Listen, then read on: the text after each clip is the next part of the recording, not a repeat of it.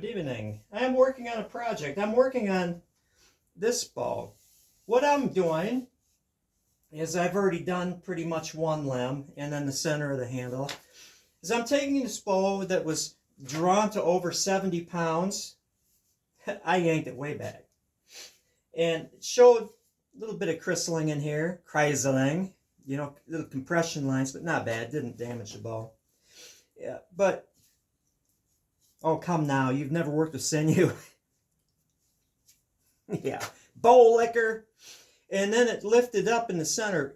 Incredible amount of force when you're pulling this thing back at that weight. So I wound up taking a steak knife and jamming it between the sinew backing in the wood. And then poured hide glue with a little bit of Dawn detergent in there. Watered down. It was thin. It was hot in there. Kind of squished it around. Let it get everywhere. And then bound it. And it re-glued it. Then I took backstrap sinew and did these wraps. Well, talking to our friend Jesse down in Texas, almost the Oklahoma border, he showed me a picture of a bow he made. It was really cool. Short Osage, sinew backed and a rawhide over it, under 50 pounds.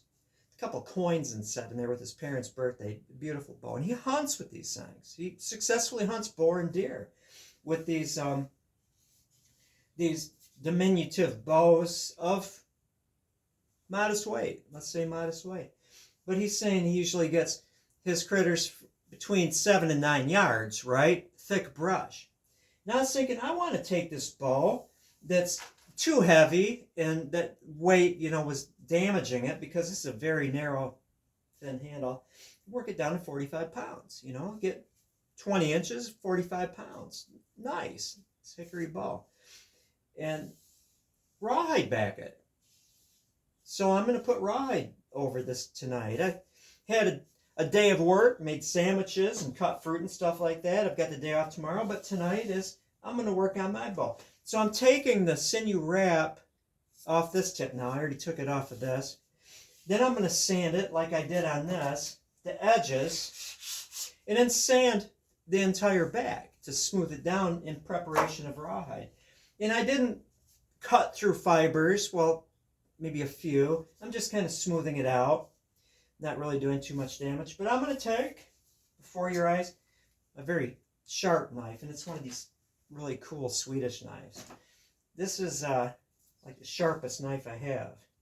I only use it on things that's not going to damage it, on stuff that's not going to damage it. But yeah, it's nice to have at least one really sharp knife. Now I'll be able to control it enough to, there's sinew wrapping and cut it.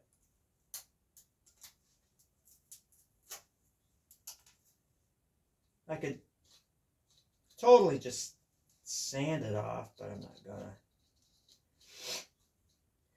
gonna. I agreed to something I'm probably gonna regret when I see it. A 48-inch maple stump. I've got a 15 horsepower walk behind stump grinder, and I agreed to do a 48-inch maple stump. And most of the reason I did it was I want to know what it's like to grind a 48-inch maple stump with my stump grinder. There's just one on the property, and I'll make money on it. It'll take time, but yeah, I'll be able to say I ground a 48-inch maple stump. But we shall see. Part of the reason was there's a fellow at the tree service that he does takedowns, and then he tells the people to call me for the stumps, and I'm not going to say, well, it's too big for me because I might lose that contact. But yeah, I'm really interested to see what it's like to grind a 48-inch maple stump. That's a risky way to do it. Taking a really sharp knife toward my hand and getting under the sinew backing. Oh my God. Tore down. Boy, that's stuck on there. I did a good job. If I leave some remnants, it doesn't really matter because I'm going to wind up rewrapping it.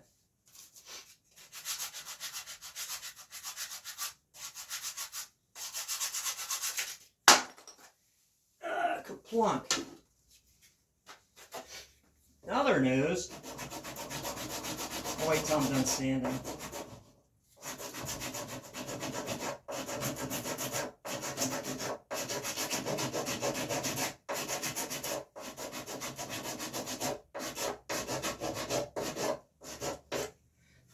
In other news, I went to this one house. The fellow recommended me. And the people definitely, I could tell when I said how much it would cost to grind their 3 stumps. And 2 of them are really big. Like way over 30 inches. But not 48. Sticker shock. And I'm like, that's alright. You can shop around. I don't care. Honestly. And they were of means. They're kind of summer people. Trip was worth it though. I found a big bird. I'm not going to say what kind. Not an eagle. And the wings, it was dry, you know, basically, so not really gross. I was able to snap the wings off and put them in my truck, and I've got the rest of the carcass drying in my greenhouse because there's some more feathers I can get off of it for arrows. Let's see, I'll do the back first.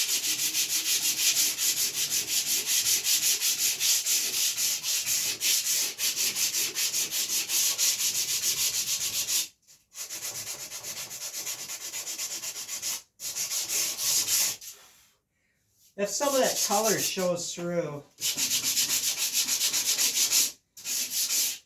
under the rawhide, that's okay because I'm going to wind up putting other mid-limb, some kind of decorations on there, so they're going to be hidden. Let's see, now for the edges, and then I'll be pretty much done and ready to rawhide back this. I'm glad I discovered the full-size deer rawhides on eBay for $100. I'm getting a lot of bows out of that. It sure beats paying $35 for a pair of strips.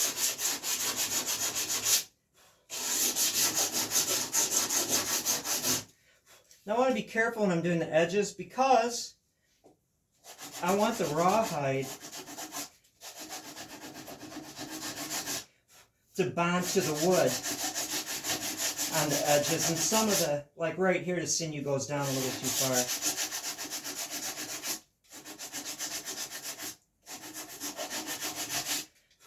So once the rawhide dries, then I can retailer it down to 45 pounds.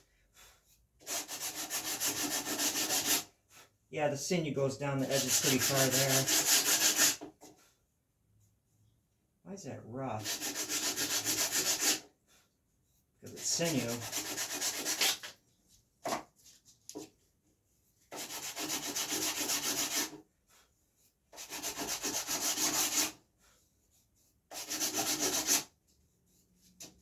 Oh, let's see here. Where's the 220?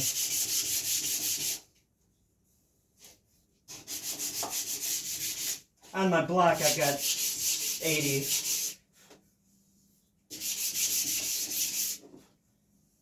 There, that's nice. Very nice.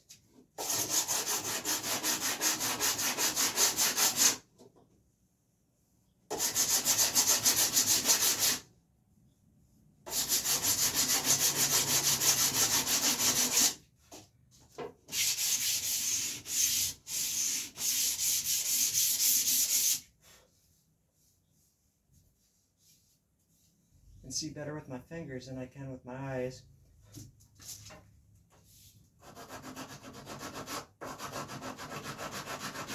Working the tips now.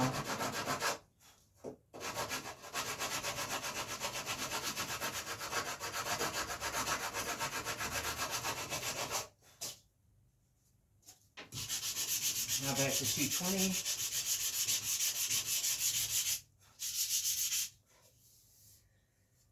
Oh, let's see here.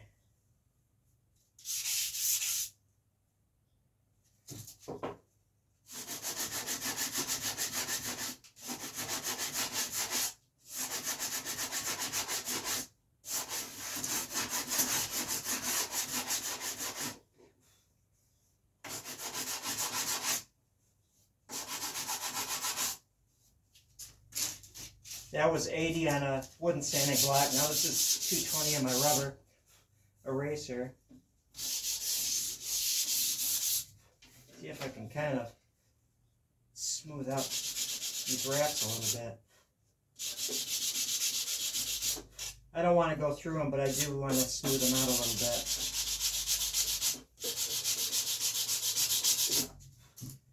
I think that is it. Oh, no. Spoke too soon.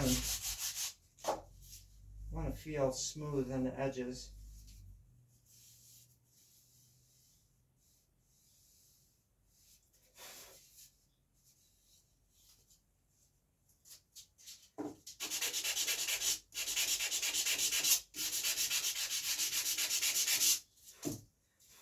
There. I do believe it is ready for rawhide backing. This is going to be a cool bow. Super bow. Well, that's the excitement of me working. I appreciate you watching. Thank you.